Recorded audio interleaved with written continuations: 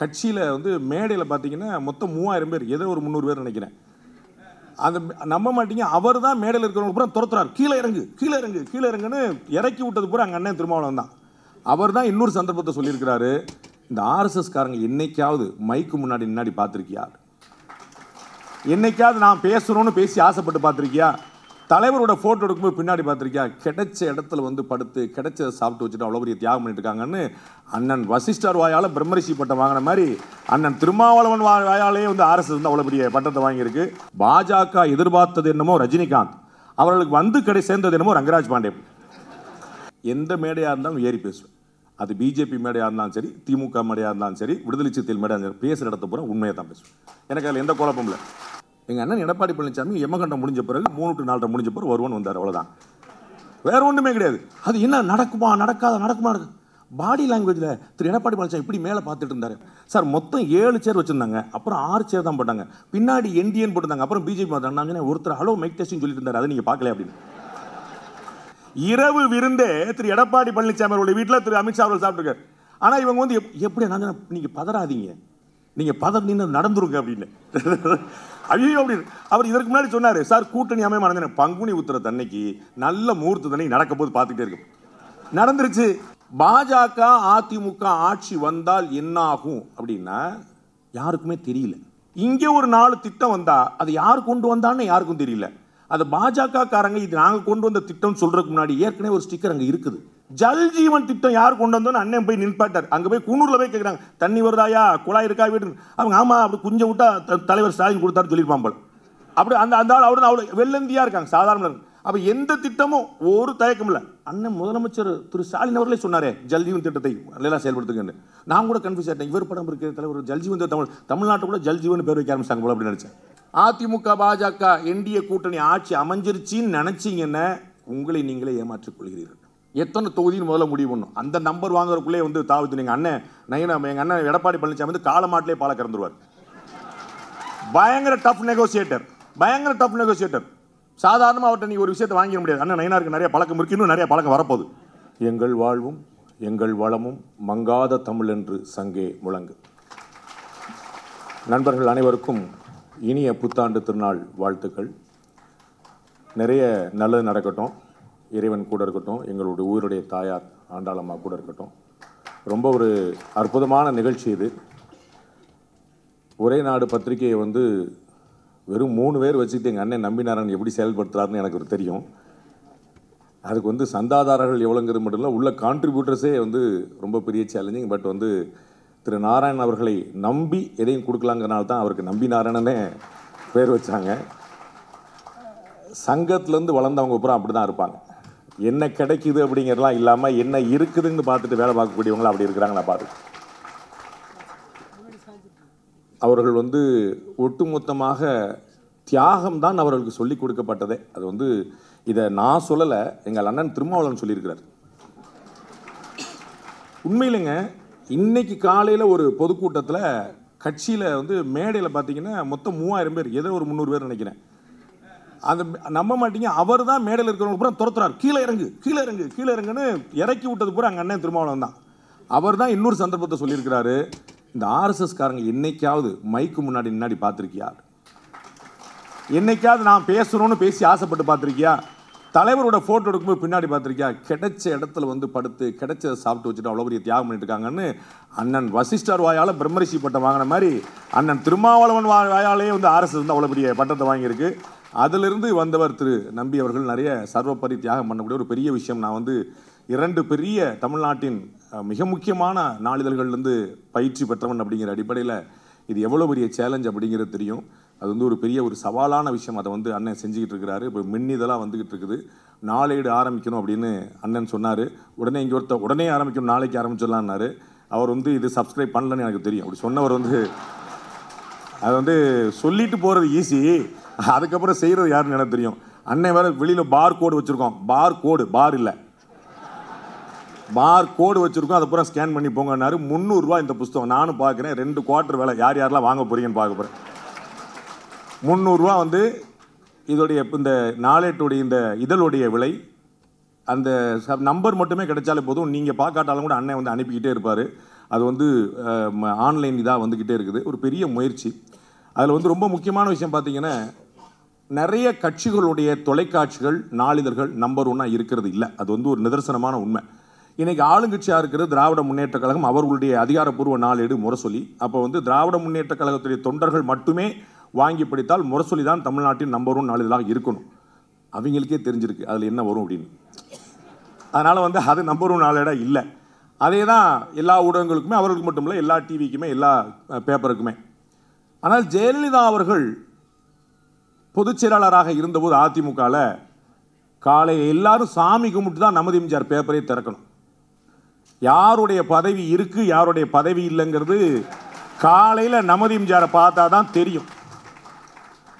அது போன்ற விஷயத்தை அண்ணன் நயினார் நாகேந்திரன் அவர்கள் இதில் செஞ்சார் அப்படின்னு ஆட்டோமேட்டிக்காக எல்லாரும் பார்க்க ஆரம்பிச்சிடும். அதை வந்து எல்லாருமே அங்கங்கே போட்டுட்டு நாங்கள் வந்து அங்கே பார்த்துட்டு நீங்கள் பார்த்துட்டேன்னா அப்புறம் வந்து யார் பார்ப்பா? அப்படி தான் ஒன்று போயிட்டுருக்கும் நமக்கு. அப்போ வந்து அதிகாரப்பூர்வ நாளேடு அப்படின்னா திரு இலகணேசன் அவர்கள் ஒரு பெரிய தியாகி. அது வந்து 75 எமர்ஜென்சி பீரியடில் இன்னைக்கு வந்து நிறைய இளைஞர்கள் இங்கே இருக்கிறீங்க, நான் பார்க்குறேன். அப்படி நிறைய பேரை சொன்னாலே வைப்ரண்ட் ஆக மாதிரி இளைஞர்கள். நாமெல்லாம் பிறப்பதற்கு முன்னாடி இருந்தே இந்த பாலிடிக்ஸ் பண்ணிட்டு இருந்தவர் அண்ணன் இலகணேசன். தமிழ்நாட்டில் பிஜேபி அப்படிங்கிறது வந்து இருக்குதா அப்படின்னு யாருக்குமே தெரியாத போது அவரோ திரு எச் ராஜா அவர்களோ அவங்கெல்லாம் வந்து பார்த்தீங்கன்னா ஜனசங்க காலத்துலேருந்து அவ்வளோ பெரிய ஆச்சரியமான உழைப்பில் கொடுத்துட்டு இருந்தாங்க. உண்மையான தியாகம். தலைமறை வாழ்க்கை, வீட்டோடு இருக்க முடியாது, பேச்சுலர் லைஃப் வாழ்ந்தவங்க, அதெல்லாம் கற்பனை பண்ண முடியாது. இன்னைக்கு கதையை கேட்டால் திரு அண்ணன் அண்டேவர்கள் சொன்னாங்க, அதெல்லாம் கதையை கேட்டால் நடந்திருக்குமா இந்த மாதிரி அப்படின்னு ஒரு பெரிய ஆச்சரியம் இருக்குது. ஆனால் இந்த வரலாறுகள்லாம் சொல்லப்படவே இல்லை. வரலாறுனா அது காங்கிரஸ்க்குரியது, அவ்வளோதான். வரலாறுனா மாதிரி யாருக்குமே கிடையாதுங்கிற மாதிரி ஆகிப்போச்சு. சினிமான்னு அஜித் சொல்லுவாங்க போல், அந்த மாதிரி வந்துருச்சு. அப்போ இதுக்கு பெரிய தியாகம் பண்ண ஒரு தலைவர்கள் கொண்டு வந்த ஒரு நாளேடு. அப்போ அதற்கான முக்கியத்துவம் எப்படி கிடைக்குங்கிற பார்க்கணும். சோசியல் மீடியாவில் ஒரே நாடு ரொம்ப ஆக்டிவாக இருக்கணும். அது வந்து நீங்கள் எப்படி செயல்படுத்துறங்கிறது தான். நமக்கு வந்து இன்றைக்கி பூவுக்கே சென்ட் அடித்து தான் விற்க வேண்டியிருக்கு. இந்த பூவுக்கே சென்ட் அடிக்கணும். பூவை தன்னால் மணக்கணும். அதை தாண்டி இது வந்து எவ்வளவு தூரம் உங்கள்கிட்ட சரக்கு இருக்குது, மிடுக்கு இருக்குது அப்படிங்கிறத நீங்கள் வந்து உள்ள மார்க்கெட்டிங் பண்ணுறது மூலமாக தான் சாத்தியப்படும். நம்ம பார்த்துருக்கோம், பாரத பிரதமர் நரேந்திர மோடி அவர்கள் ஒரு ஆகப்பெரிய செயல் வீரர், ஒரு மாஸ்டர். அவரை மாதிரி ஒரு செயல் வீரர் ஒரு நாளைக்கு 26 மணி நேரம் உழைக்கக்கூடியவர். அந்த மாதிரி ஒரு மனிதர் பார்க்கவே முடியாது. அதே சமயத்தில் அவர் மார்க்கெட்டிங்லையும் எங்கேயுமே குறவிடலைங்கிற பார்க்கணும். இன்னைக்கு இந்தியா முழுக்க ஒவ்வொரு மாநில அரசுகளும் முதலீட்டுக்கான கூட்டங்களை நடத்தும் போது அதை இந்தியாவிலேயே முதல் முறையாக குஜராத்தில் நடத்தி காட்டியவர், வைப்ரண்ட் குஜராத் நடத்தி காட்டியவர் பாரத பிரதமர் நரேந்திர மோடி அவர்கள். அன்னைக்கு வந்து முதலமைச்சராக இருந்தவர் வைப்ரண்ட் குஜராத்துக்காக சென்னையில் வந்து மார்க்கெட்டிங் பண்ணார். அந்த கூட்டத்தில் செய்தியாளனா, நான் தினமலருடைய செய்தியாளனா நான் போய் கவர் பண்ண போயிருந்தேன். ஒரு சின்ன உள்ளரங்கு கூட்டம், ஒரு ஹோட்டல் நடந்த, நட்சத்திரத்தில் நடந்த கூட்டம். ஒவ்வொரு தொழிலதிபரும் கேட்கக்கூடிய கேள்விக்கு பதில் சொல்லிட்டு இருந்தார். ஒரு முதலமைச்சராக இல்லை, ஒரு மார்க்கெட்டிங் மேனேஜராக, ஒரு சிஇஓ போல செயல்பட்டு இருந்தார். அப்போ எவ்வளவு தூரம் உழைப்பு இருக்கிறதோ அவ்வளவு தூரம் வெளிச்சமும் இருந்தால்தான் அதற்கான விடியல் கிடைக்குங்கிற நம்ம பார்க்கணும். அப்போ வந்து இந்த ஒரே நாடு அப்படிங்கிறது வந்து ஒரு கடுமையான உழைப்பை கொண்டதாக இருக்கிறது. அதற்கு பின்னாடி நிறைய வெளிச்சங்கள் தேவைப்படுது. விளம்பரங்கள் கொடு அப்படின்னு சொல்லி சொன்னால் யாரும் கொடுத்துட மாட்டாங்க. விளம்பரம் கொடுக்க வேண்டிய அளவுக்கு இங்கே வந்துட்டோம்னா ஆட்டோமேட்டிக்காக கொடுத்துருவாங்க. இவ்வளோதான் தத்துவம். நான் வந்து அது உள்ள இன்சிடென்டாக வந்து பார்த்து சொல்கிறேன். அந்த ஒரே நாடு வாங்கினா பல விஷயங்கள் இருக்கும் அப்படிங்கிறது. வெறுமனே மருந்துகளை கொடுத்து கொண்டால் யாரும் சாப்பிட மாட்டாங்க. அதற்கு ஒரு கேப்சூல் தேவைப்படுது. மருந்து கொஞ்சம் கசப்பாக இருக்கும், அதுக்கு ஒரு கேப்சூல் தேவைப்படுது. அப்போ எப்படி கொடுக்கணுங்கிற பார்க்க நான் வந்து இன்னைக்கு இந்த இடத்த பார்க்கும்போது ஒரு 50 வருஷத்துக்கு முன்னாடி இருந்த ஒரு காங்கிரஸ் கட்சிக்காரர்களுடைய ஒரு செயல்பாடு போல தெரியுது. அதற்கு வந்து அதெல்லாம் தாண்டி அண்ணாமலை காலம்லாம் வந்துருச்சு. அப்போ வந்து அது அப்படியே எங்கே அது டிரான்ஸ்ஃபார்மேஷன் ஆகணும் அப்படிங்கிற பார்க்கணும். அது வேற ஒரு இடத்துக்கு நகரணும். ரொம்ப அற்புதமான விஷயம் மின்னிதழாக வந்தது. அந்த மின்னிதழாக வந்ததில் உள்ள என்னென்ன கண்டென்ட் இருக்கணுங்கிறது ரொம்ப முக்கியமாக இருக்கணும். தலைவர்களுடைய அறிக்கைகள், அவருடைய குறிப்புகள், அவருடைய ட்வீட், அவங்க எல்லாமே வந்து முதல்ல நீங்கள் எங்கே பார்க்கணும், ஒரே நாட்டில் பார்க்குற மாதிரி கொண்டு வரணும். ஸோ ஒரே நாட்டில் பார்த்தா தான் நமக்கு விஷயமே தெரியுங்கிற மாதிரியான ஒரு விஷயத்தை கொண்டு வந்தால் ஆட்டோமேட்டிக்காக அது வந்து ஒரு பெரிய ஒரு மாற்றத்தை கொண்டு வரும். ரொம்ப அருமையான சின்ன பிள்ளைங்க அண்ணங்கள்லாம் வர்றதுக்கு முன்னாடி வந்து பியூட்டிஃபுல்லாக வந்து வேலுநாச்சியார் பற்றின ஒரு நாடகத்தை நடத்தி காட்டினாங்க. நீங்கள் எல்லாம் சீரியஸாக பேசிகிட்டு இருந்தீங்க, அந்த பிள்ளைகளை பார்க்காம செல்ஃபோனை நோண்டிகிட்டு இருந்தீங்க, அதையும் நான் கவனித்தேன். ஆனாலும் அந்த பிள்ளைகள் ரொம்ப சீரியஸாக தங்களுடைய கடமைகளை சிறப்பாக முடித்தாங்க. ஆர்எஸ்எஸ் காரர்களை போலவே யார் கவனிக்கிறார் யார் கவனிக்கவில்லை என்பதில் கருமமே கண்ணாயினார் போல தங்களுடைய கடமையை செவ்வனே செய்யணும். அந்த பிள்ளைகள் ரொம்ப அற்புதமான ஒரு விஷயத்தை பண்ணி காட்டினாங்க. அண்ணன் சொன்னார், இந்த மாதிரி நாங்கள் ரங்கராஜ் பாண்டே பேசுறதுக்குன்னே வச்சுருக்கோம் அப்படின்னு. இதற்கு முன்னாடி அண்ணன் சுபவி அவர்கள் சொல்லியிருக்கிறார் ஒரு வாழ்த்து செய்தி ரங்கராஜ் பாண்டேவுக்கு. பாஜக எதிர்பார்த்தது என்னமோ ரஜினிகாந்த், அவர்களுக்கு வந்து சேர்ந்தது என்னமோ ரங்கராஜ் பாண்டே. அவ்வளோ எதிர்பார்த்தாங்க, பாவம் அவ்வளோதான் கிடச்சிருக்கு அப்படின்னு. அண்ணனுடைய வாழ்த்து செய்தியில் அது வந்து இருக்குது. இன்னைக்கு காலையில் ஒரு மூத்த ஐஏஎஸ் ஆஃபீஸர் வந்து, முன்னாள் ஐஏஎஸ் ஆஃபீஸர், ஸோ இன்னைக்கு நான் பாவம் இருக்கிறவங்க யாருக்காவது 4 பேர், முன்னாள் ஐஏஎஸ் ஆஃபீஸர் வந்து அப்படியே என்ன நடக்குது, எப்படி போகுது, எப்படி இருக்குன்னு சொல்லிட்டு இருக்கும்போது, யூ ஆர் தேர் இந்த பார்ட்டி நோ அப்படின்னார். Which party sir? BJP. No no, are you not இந்த பார்ட்டி அப்படி ஷாக் ஆகிட்டார். பார்ட்டி இல்லையா அப்படி. நான் சொன்னேன், இப்படி தான் சார் பிரச்சனை, இவங்க பூரா நம்மளை சங்கின்னு திட்டுறாங்க, அவங்க பூரா நம்மளை சேர்க்க மாட்டாங்க, ரெண்டுமே இல்லாமல் அவர்கள் காயத்ரி அவர்கள் சொன்ன போல நட்ட நடுநிலைமை ஆக்கி விட்டாங்க ரெண்டுமே அப்படின்னு சொல்லிட்டு அந்த மாதிரி ஒரு விஷயம் ஓடிட்டு இருக்கு. எல்லாருக்குமே ஒரு எதிர்பார்ப்பு இப்படி தான் வந்திருக்கும் அப்படின்னு. எனக்கு எந்த கவலையும் கூட, எந்த மேடையாக இருந்தாலும் ஏறி பேசுவேன். அது பிஜேபி மேடையாக இருந்தாலும் சரி, திமுக மேடையாக இருந்தாலும் சரி, விடுதலை சிறுத்தைகள் மேடையாக இருந்தாலும் பேசுகிற இடத்த பூரா உண்மையை தான் பேசுவேன். எனக்கு அதில் எந்த குழப்பமும் இல்லை.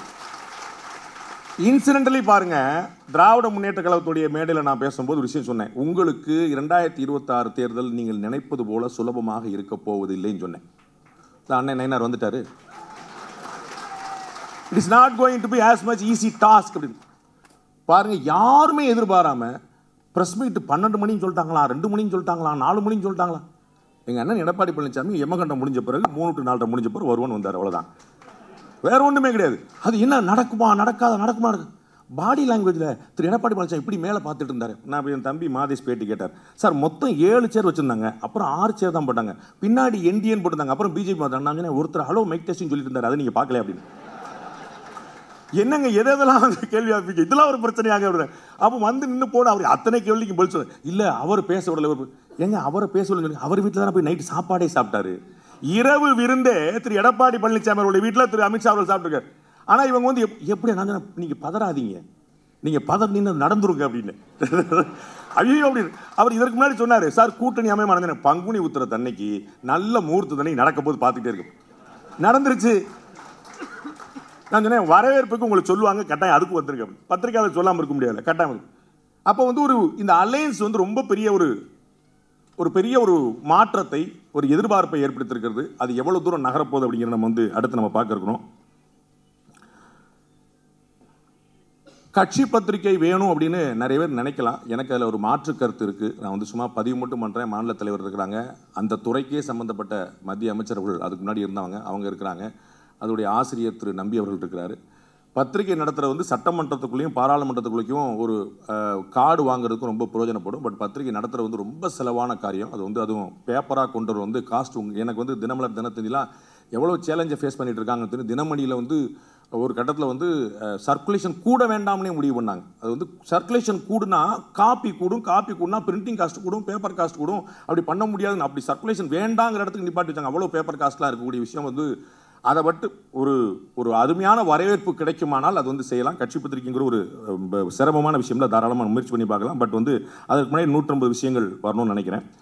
திரு முருகன் அவர்கள் ஒரு ஆச்சரியமான ஒரு செயல் வீரர். நிறைய வந்து இந்த இடத்துல வேல் யாத்திரையை கொண்டு வந்து தமிழ்நாட்டில் பிஜேபிக்கு வந்து வேற ஒரு எழுச்சியை நிதர்சனமாக கண்ணில் காட்டினவர். 2021 சட்டமன்ற தேர்தல் அவர் தலைமையில் சந்தித்து 4 சட்டமன்ற உறுப்பினர்கள் உள்ளே கொண்டு போய் காட்டினவர். அப்படி ஒரு ஆக்டிவான செயல் வீரராக இருக்கிறார்.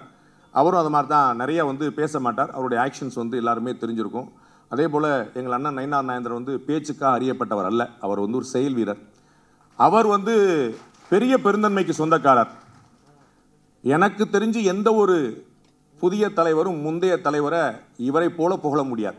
திரு அண்ணாமலை அவர்கள் பாஜகவின் சொத்து அப்படின்னு வேற எந்த தலைவருக்காவது வாய்ப்பு இருந்தால் சொல்லியிருப்பாங்களா அப்படின்னு சொல்ல முடியாது. அந்த அளவுக்கு வந்து பணிவும் அடக்கமும் தன்னுடைய குணமாக கொண்டிருக்கக்கூடியவர் திரு நயினார் நாகேந்திரன் அவர்கள். அது மட்டும் இல்லை, எங்கள் நெல்லை சீமையை சேர்ந்தவர். அழகன் ஃப்ரேமில் அப்படி ஃபோட்டோ போட்டிங்கன்னா அப்படியே வந்து அதை அட்ராக்ட் பண்ணிடும் அண்ணன் வந்து. அதனால தான் எதிரில் இருக்கிறவங்க கூட வந்து அவர்கிட்ட வந்து காயத்ரி அவர்கள் சொன்னது போல் எதிர்க்க கூட சரிங்க நான் அன்பாக பண்ணிடுறேங்க. ஏன்னா அப்படி எந்திரிச்சு நின்னான்னு அப்படி ஸ்டைலாக இருக்கும். அவர் வந்து எங்கள் ஊர் பண்ணையார். அதனால் வந்து பிரம்மாண்டமான விஷயம்.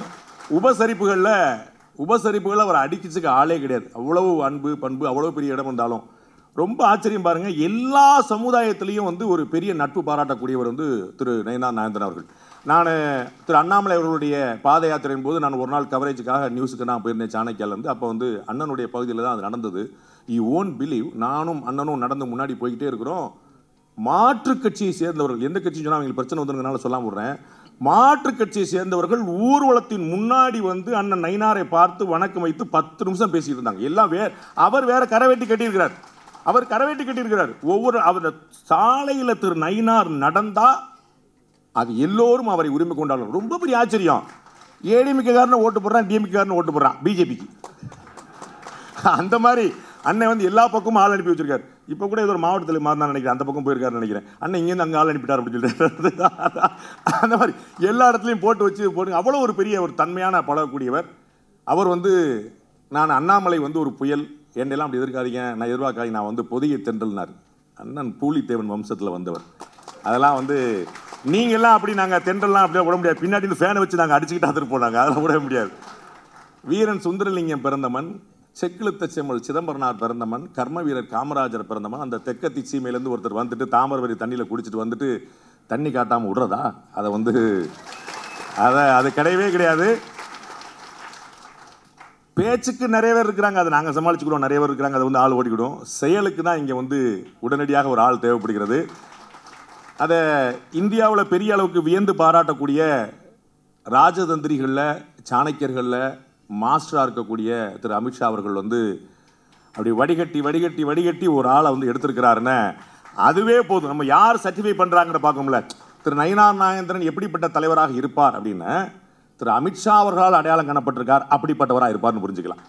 புரியுங்களா? அப்போ யார் வந்து அவரை தேர்ந்தெடுக்கிறார், யார் வந்து கவனிக்கிறார்? நானும் செய்திக்காக இந்த தலைவராக தேர்ந்தெடுக்க எனக்கு கொஞ்சம் முன்னாடி தெரிஞ்சு வச்சுக்கோங்களேன் சில விஷயங்கள். ஆனால் நம்ம வந்து அவசரப்பட்டு செய்தி சொல்லக்கூடாதுங்கிற நானும் பிட்டை போட்டு அண்ணன்ட்ட வந்து அண்ணே என்னென்ன செய்தி என்ன செய்ய எல்லாம் நல்லபடியாக நடக்கும், எல்லாம் நல்ல என்னங்க காமராஜர் பேசுகிற மாதிரி பார்த்துக்கலாம் சார். தலைவர் ஆகிறீங்களா என்னங்க? இல்லை எல்லாம் நல்லபடியாக நடக்கும். சொல்லவே இல்லையே. தலைவர் அறிவிப்பு வரைக்கும் சொல்ல நினச்சேன். நியூஸை எடுக்கவே முடியாது போல தெரியும், நம்ம ஒரு கண்டென்ட் கிடைக்குமேன்னு பார்த்தா அண்ணன் கொடுக்கவே மாட்டேன். அதான் பிரஸ்கார பூரா சொல்லிட்டுருக்கான், அண்ணாமலை வந்து கண்டென்ட்டாக கொடுப்பார், வச்சுக்க கண்டென்ட்டாக கொடுப்பார். இவர்கிட்ட கறந்து பார்த்தேன், நானே பார்த்தேன், நேரடியாக முயற்சி பண்ணி பார்த்தேன். ஒன்றும் பிரச்சனை இல்லை, அமைதி. எப்போ பாருங்க, ஒவ்வொருத்தருக்கும் ஒரு பாணி இருக்கிறது.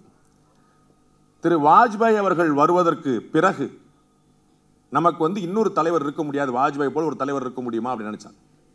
திரு நரேந்திர மோடி அவர்கள் வந்துவிட்ட பிறகு ஆடாடா இப்படி ஒண்ணா அப்படின்னு. பாஜக ஆர்எஸ்எஸ் உடைய பிள்ளை. ஆர்எஸ்எஸ் போகிற இடமெல்லாம் விதைகளை விதைக்கக்கூடிய ஒரு நிறுவனம், விதைச்சுக்கிட்டே இருக்கும். பாரத பிரதமர் நரேந்திர மோடியை ரீப்ளேஸ் பண்ண முடியுமா அப்படின்னா நான் சொன்னேன், அவர் பீஷ்மர் மாதிரி, அவர் மட்டும்தான் அவரை ரீப்ளேஸ் பண்ண முடியும், வேற யாரும் பண்ண முடியாது. ஆனால் அதற்கு ஆள் இருக்குதான்னா 60 பேரை பட்டியல் போட்டு கொடுக்கும் ஆர்எஸ்எஸ்.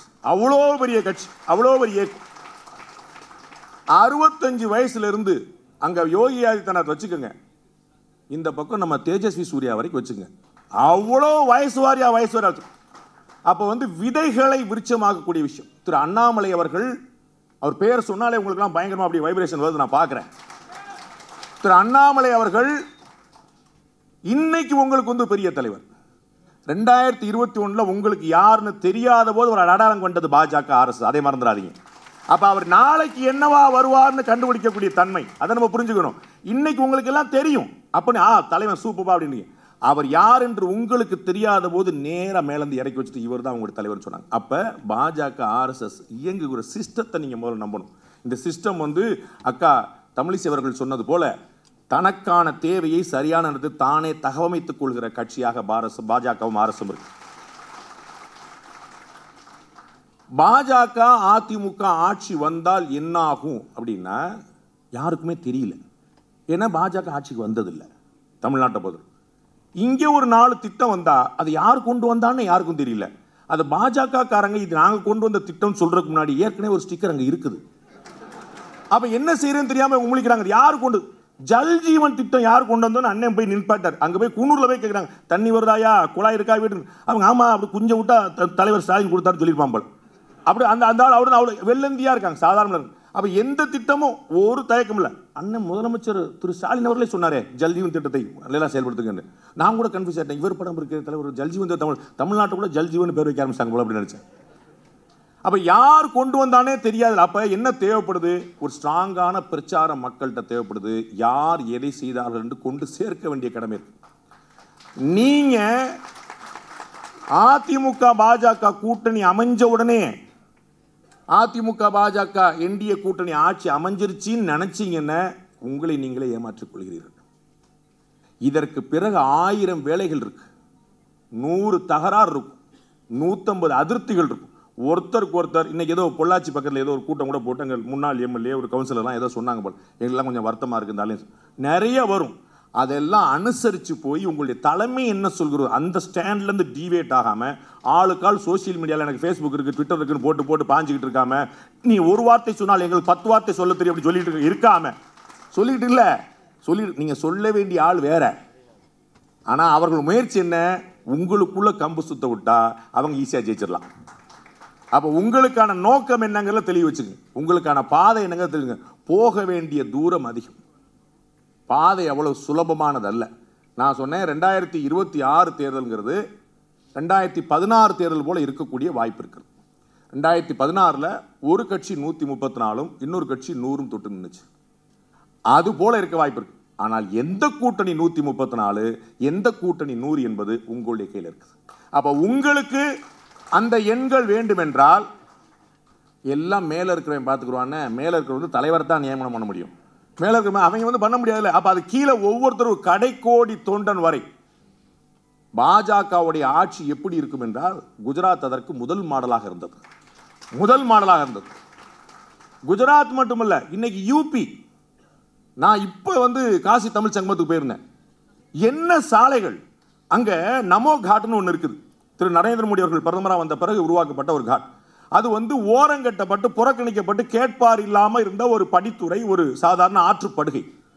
அந்த இடத்துல என்ன பிரம்மாண்டம், அந்த பாலத்துக்கு கீழே வச்சுட்டு நமோ காட் ஒரு பெரிய டூரிசம் ஸ்பாட் ஆயிருச்சு. அங்கே இருக்கக்கூடிய கலைஞர் சொன்னார், ஒரு நாளைக்கு 25,000 பேர் வருகிறார்கள்.